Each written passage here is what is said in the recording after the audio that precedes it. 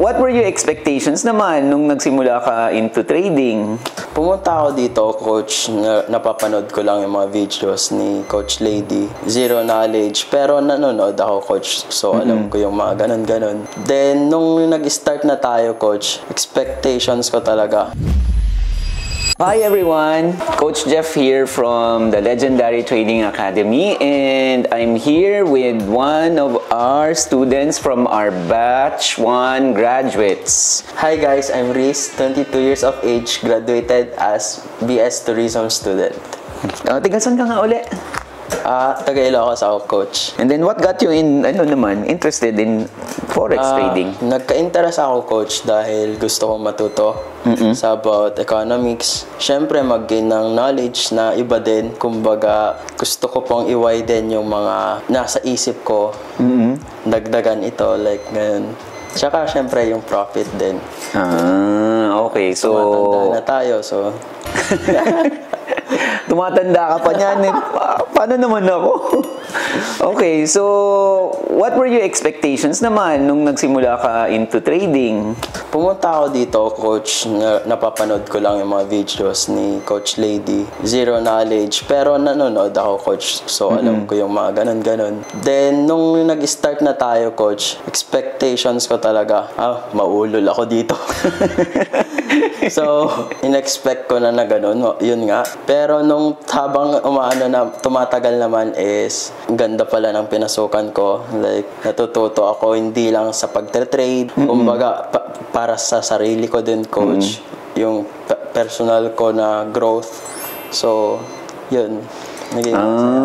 So, were we able to meet naman yung expectations na yun when you came here? Yes, coach. Yung personal growth talaga, yun talaga number 1 ko, coach. Which na-meet naman? Yes, coach. Sobrang nga din po eh. Kasi every coaches, every tao dito, hindi lang coaches, coach, pati staffs, meron napupulot na aral. Kumbaga, hindi man ito sa about trading, kumbaga, at least, coach, di ba? Napapaligiran ako ng mga correct circle, yun, coach. Okay, so would you say na nagkaroon ng huge impact yung experience mo here? Sa akin, coach, yes. Sobra, coach. Kaya pabalik-balik din ako dito, coach. Kasi eager din ako matuto. Gustong gusto ko, coach. Okay, nice. Okay, so how would you describe yung overall experience mo dito? Like in 1 or 2 words, okay, how would you describe yung experience mo dito? Kaya ng sabi ko, coach, powerful po. Okay, in what way? Powerful siya sa lahat ng way. Gaya ng sabi ko kanina, personal growth, extra knowledge, learning, yung number 1, coach eh. Kasi gaya ng sinabi mo, coach, yung what you learn, you can't unlearn. Okay, good. Tumatak siya, coach eh. So whatever you learn, you can never unlearn. Yes. Okay, so and this is just the beginning for you. Yes, coach. Did you have any experience in trading prior to you starting here? None, coach. None? So a month ago, wala kang experience sa trading? Wala po. Okay, tapos nagtitrade ka na ngayon? Yes, coach. Okay, kumikita naman? Kumikita naman, coach. Okay, pero consistent ba na kumikita na o hindi pa? Hindi pa, coach. Hindi pa, okay. So, but you know the difference na ngayon? Yes, coach. Of what's working and what's not working? Yes po.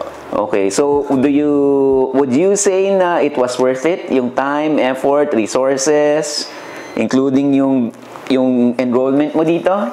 Worth it, coach. Worth it? Okay. Kasi, yun, hindi naman ako pumasok dito para dahil lang sa trade, coach.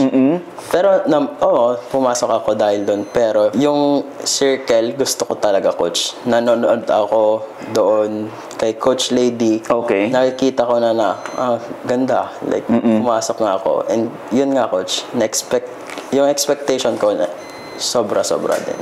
Sobra-sobra talaga yung ano. Yes, coach. Okay, so my last question for you then. Would you be willing to recommend people to also go through the same experience, yung struggle mo, dun sa 10 days na yon, from our technical analysis to fundamentals to, well, the senior level, wherein advanced na mga training styles and techniques na ang natutunan mo doon? Would you recommend it to others?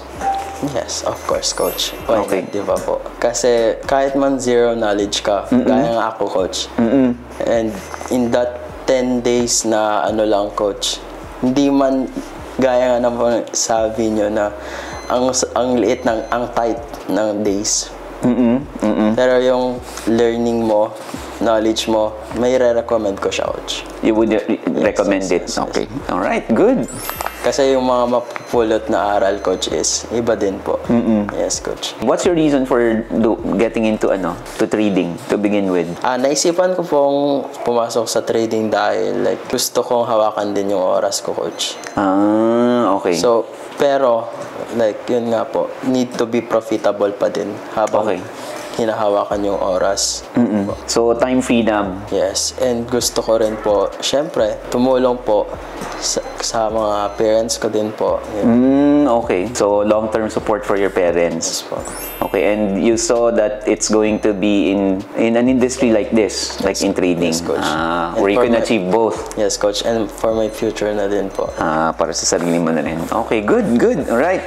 So, salamat sa oras, Riz, and we look forward to seeing you succeed in your trading journey. Thank you, coach. Okay.